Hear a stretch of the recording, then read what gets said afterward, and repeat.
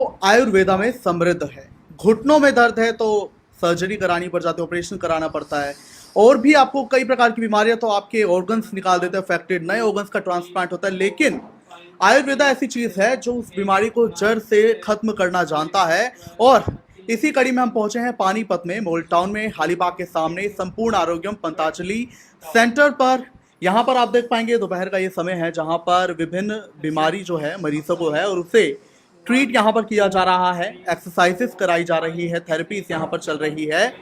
और हम और जानेंगे यहाँ पर कैसे यहाँ पर और बीमारियों का इलाज होता है। चलिए तो देखिए, सभी बीमारियों का रामबाण इलाज ढूंढते ढूंढते आज इंडिया की दहाड़ की टीम पहुंची है संपूर्ण आरोग्यम पतंजलि सेंटर में, जहां पर एक पेशेंट आपको देख पाएंगे, डॉक्टर पूजा को आप देख पाएंगे जो कि इन पेशेंट का इलाज कर रही है जिन्हें मस्कुलर डिस्ट्रोफी नाम की बीमारी है। जानेंगे कि ये बीमारी होती कैसी है, इसके लक्षण क्या है, कितनी घातक है और इसका इलाज यहाँ संपूर्ण आरोग्यम पतंजलि सेंटर जो कि पानीपत में है, मॉल टाउन में, यहाँ पर इसका इलाज कैसे दिया जाता है। नमस्कार मैम। नमस्कार भैया। तो यहाँ इन पेशेंट को आपने बीमारी बताई मस्कुलर डिस्ट्रोफी, क्या ये बीमारी और कैसे ट्रीट होती है यहाँ पर? देखिए, ये जो मस्कुलर डिस्ट्रॉफी है ये भी मैक्सिमम टाइम जेनेटिक होती है, लेकिन कई बार जीन लेवल पे हमारे बाद में भी चेंजेस हो जाते हैं। तो ये बीमारी क्या है मस्कुलर डिस्ट्रोफी और कैसे इसे ट्रीट यहाँ पर किया जा रहा है? मस्कुलर डिस्ट्रॉफी जो कंडीशन है वो जेनेटिक बीमारी है। इसमें क्या होता है, मसल में एक पर्टिकुलर टाइप का प्रोटीन होता है जो लॉस्ट होता है उस लेवल पे, डिस्ट्रोफिन जिसको हम बोलते हैं। अब उसकी डेफिशिएंसी की वजह से जो हमारी मसल्स हैं वो धीरे धीरे डाउन जाती हैं। मतलब उनका जो नॉर्मल एक खिंचाव जो होना चाहिए मसल में, जितना ना स्पाज्म ना बिल्कुल फ्लैसिड, वो ख़त्म होता जाता है।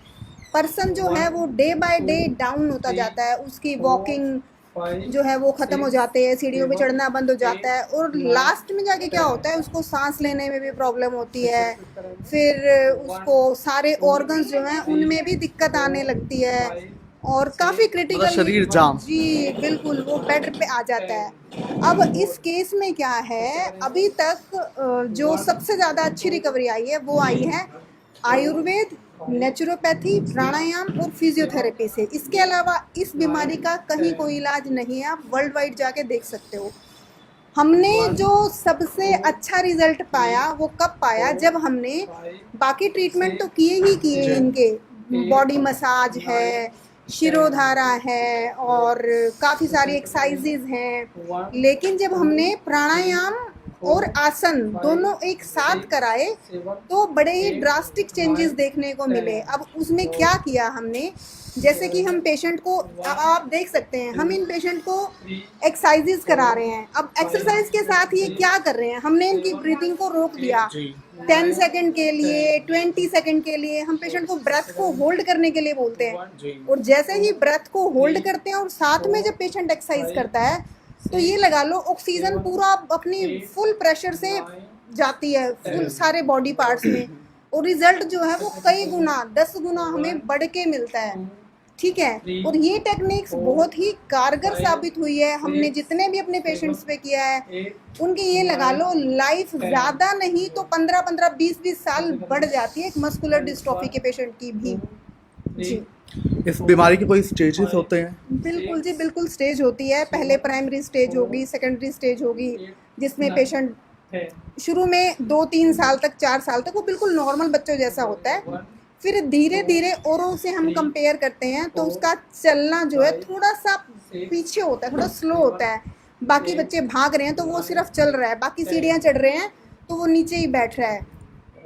तो ऐसे करके डे बाय डे, मतलब 12-13 साल का होते होते तो वो बेड पे ही आ जाता है। और मैक्सिमम इनकी जो उम्र है वो 20-22 तक जाती है। ठीक है, हाँ, जो अपने लिए अवेयर होते हैं, बहुत ज़्यादा अपना ध्यान रखते हैं, तो उनकी पूरी ज़िंदगी भी आराम से निकल जाती है।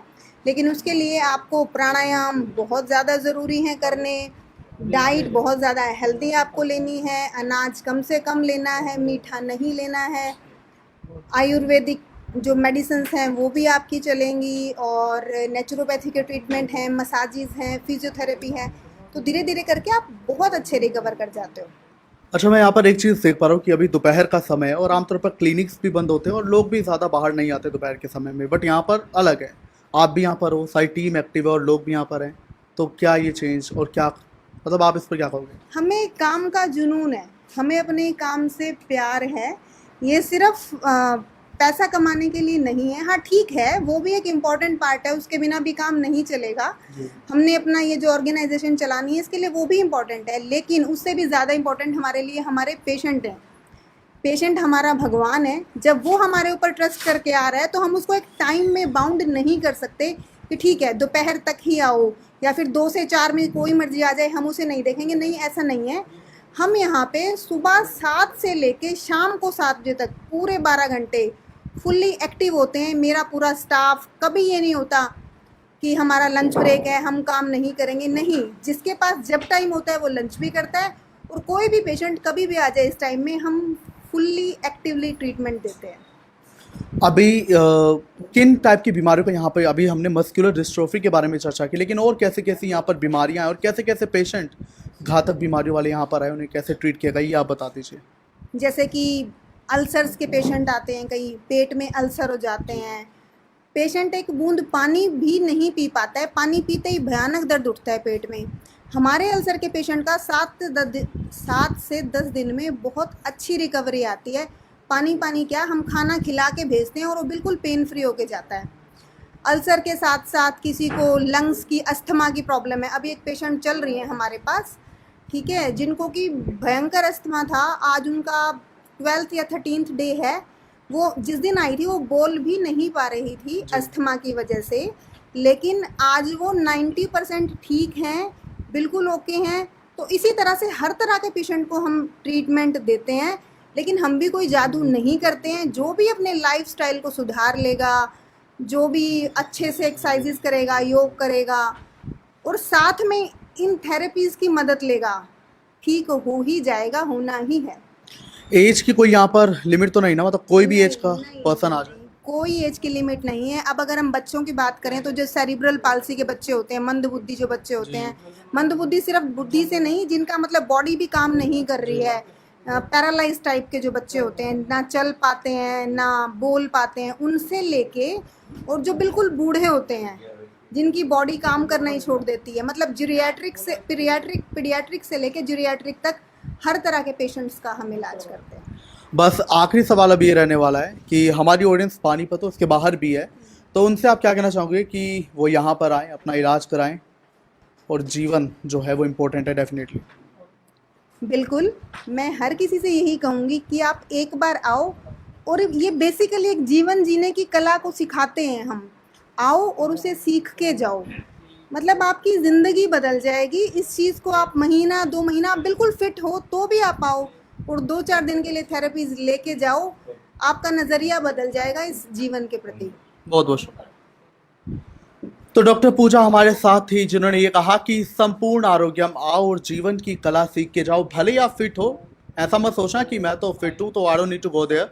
आप आ सकते हो और यहाँ पर थेरेपीज लो, इससे आपको अच्छा ही लगेगा और जीवन और आगे बढ़ जाएगा, आयु और आगे बढ़ जाएगी, उनका दावा है।